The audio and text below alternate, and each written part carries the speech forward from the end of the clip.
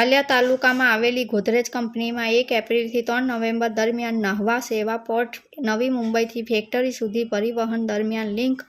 Logistics Mumbai, ટ્રાન્સલિંક Mumbai, સોનુ cargo Mumbai, તાજ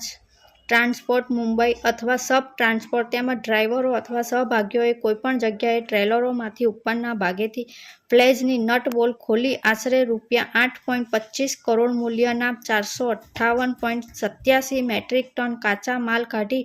લેતા police ફરિયાદ કરવામાં આવી હતી। ત્યારબાદ વાલિયા પોલીસે તપાસ હાથ ધરી હતી, જેમાં મુંબઈથી આવેલા અલગ અલગ કેમિકલ લોડિંગ કરી આવેલ ટેન્કરે વજન અને અલગ અલગ પ્રકારના કેમિકલ અંગે ચકાસણી કરતા 10 અલગ અલગ ટેન્કરોમાં માલ ઓછો હતો, જેના કારણે ડ્રાઈવરોએ કેમિકલ બાબતે પૂછપરછ કરવામાં આવી હતી, ત્યારે તેઓ ગલ્લા તલ્લા કરી કોઈ સંતોષકારક જવાબ આપ્યો હતો